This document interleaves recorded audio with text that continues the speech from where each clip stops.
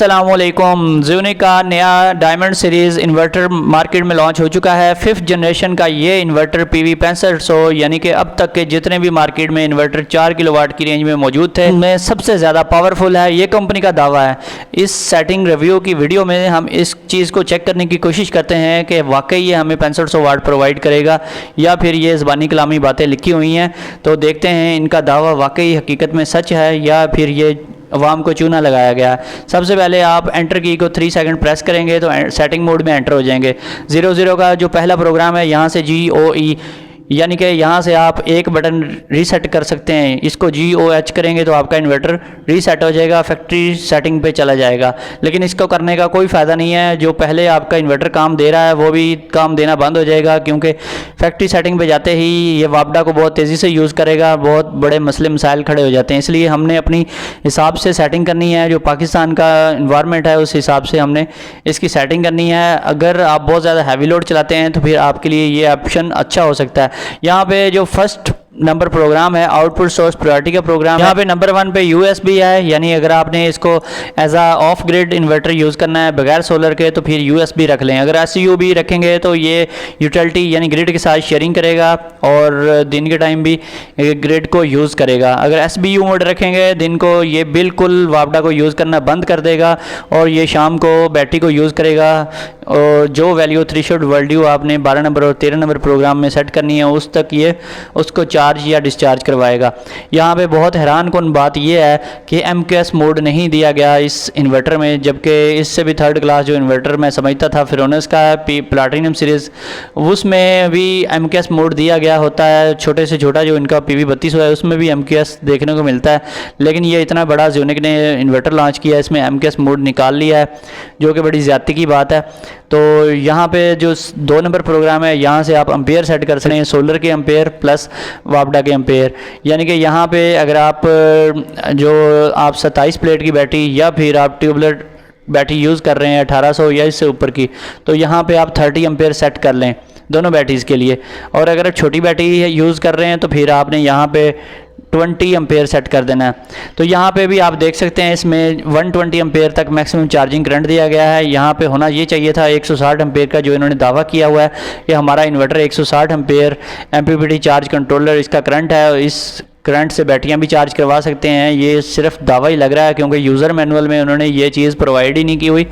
अब next video में हम रियल में देखेंगे कि रियल में भी हमारा जो इन्वर्टर है उसमें 2 नंबर सेटिंग में ये जो रेंज है हम इसको 120 एम्पेयर से ज़्यादा एक्सटेंड कर सकते हैं या फिर ये इतनी ही है। ये कंपनी का ओरिजिनल यूज़र मैनुअल है तो इसमें भी ये हाल है। आप देख लें 120 एम्पेयर का, यानी नॉर्मल जो भी मार्केट में दूसरी कंपनीज़ के इन्वर्टर हैं उनकी भी रेंज इतनी है तो इतनी ही इसकी है। लेकिन इन्होंने डब्बे के ऊपर 160 एम्पेयर लिखा हुआ है, स्पेसिफिकेशन जो लिखी है उसमें भी 160 एम्पेयर दावा किया गया है। तो ये दावा जो है खाली दावा ही लग रहा है। 3 नंबर पे है AC input voltage range APL या फिर UPS। APL रखेंगे तो 90 से 280 वोल्ट की रेंज है और UPS पे रखेंगे तो 170 से 280 वोल्ट इनपुट ग्रिड या वापडा के वोल्टेज की रेंज है। इसके बाद 5 नंबर पे है battery type AGN, FLD, USE, LIB। यहाँ पे आपको बहुत सारे लोग गुमराह करते हैं कि AGN जो रखेंगे ये ड्राई बैटरी के लिए, ड्राई बैटरी के लिए नहीं है AGN है ड्राई बैटरी वो वाली जो लेड एसिड ड्राई बैटरी या सील्ड लेड एसिड बैटरी होती थी उसके लिए है, या वाल्व रेगुलेटेड बैटरी के लिए। और जो LIB है लिथियम बैटरी के लिए, FLD जो है ट्यूबलर बैटरी के लिए, और इसी तरह से USE जो है वो कस्टम यूज़र डिफाइंड है, इसको हम सेलेक्ट करेंगे USE। इसके बाद आपने करना है 6 नंबर पे auto restart when overload occur, यहाँ से इसको डिसेबल रखना है। Auto restart when over temperature occur, इसको 7 नंबर को LFD यानी डिसेबल रखना है। इसके बाद 9 नंबर पे है आउटपुट फ्रीक्वेंसी, ये 50 साइकिल रखनी है 50 Hz। Output voltage range 10 number, यहाँ 230 वोल्ट सेलेक्ट करना है।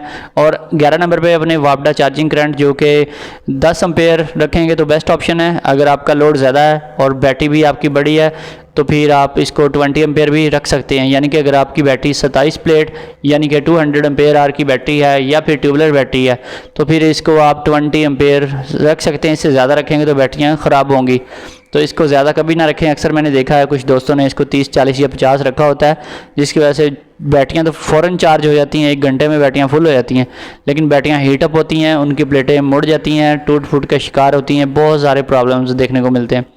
इसके बाद आपने 12 नंबर की सेटिंग करनी है। ये सेटिंग तब काम करेगी जब आपने नंबर 1 पे SBU रखा होगा, अदरवाइज़ ये सेटिंग काम नहीं करेगी। ये है आपकी कि कहाँ तक आपने बैटरी डिस्चार्ज करवानी है। 12 नंबर को आपने 23.0 जो कि इसकी डिफ़ॉल्ट वैल्यू भी है इधर रखना है, तो इससे ऊपर नीचे रखेंगे तो गड़बड़ हो जाएगी।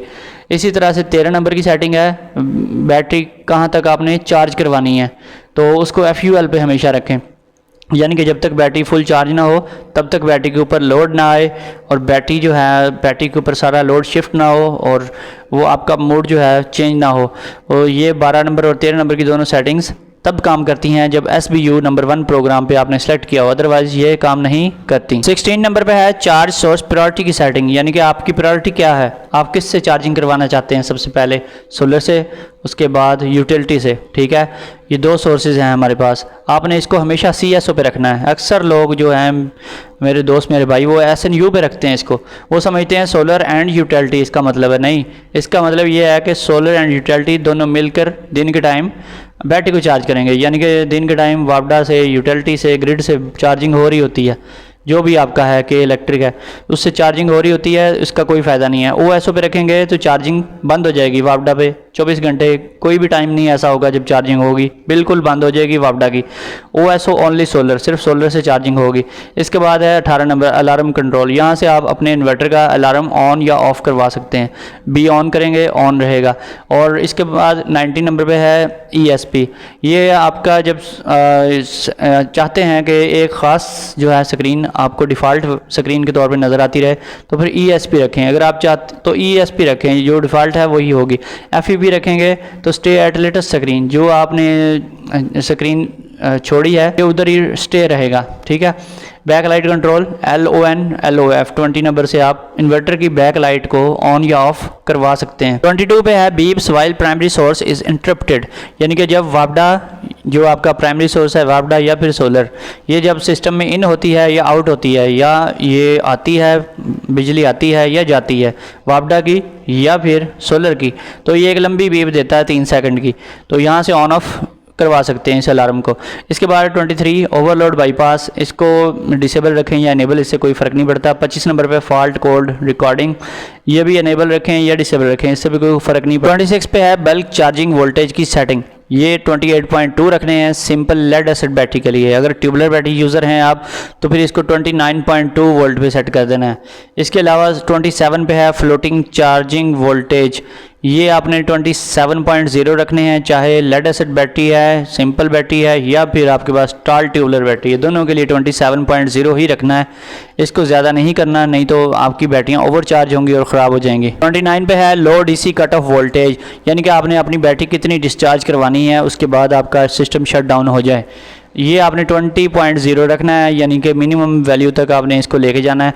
इसको 21 भी रख सकते हैं अगर आप चाहते हैं कि बैटरी की लाइफ थोड़ी सी बढ़ जाए, इसको 21 रखें। अगर बैकअप ज़्यादा चाहिए तो 20 रखें। बैटरी यूटिलाइजेशन 30 नंबर से इनेबल हो जाती है EEN पे। अगर बैटरी पुरानी है या बैटरी की ग्रेविटी पूरी नहीं हो रही तो बैटरी की इक्वलाइजेशन को ऑन करवा दें, इनेबल करवा दें। और अगर आपकी बैटरी बिल्कुल ठीक है, बैकअप भी सही दे रही है, तो फिर इसको EDS यानी कि डिफ़ॉल्ट वैल्यू डिसेबल ही रखें। और 31 पे है बैटरी इक्वलाइजेशन वोल्टेज, यहाँ से आपने इक्वलाइजेशन वोल्टेज जो है वो 30.0 पे सेट कर देने हैं। इसके बाद बैटरी इक्वलाइज टाइम है, इसको 60 पे रहने दें। और बैटरी इक्वलाइज के टाइम आउट है, इसको 120 रखें। और इसके बाद है 35 नंबर पे। 35 नंबर पे आपने इसकी सेटिंग करनी है इक्वलाइजेशन इंटरवल 30 डेज़ की, और इसको आप कम ज़्यादा भी कर सकते हैं, 10 डेज़ या 20 डेज़ भी रख सकते हैं। इसके बाद 36 पे है अगर आप इमीडिएटली इक्वलाइजेशन को एक्टिवेट करना चाहते हैं तो फिर इसको यूज़ करें, अदरवाइज़ इसको यूज़ करने की ज़रूरत नहीं है।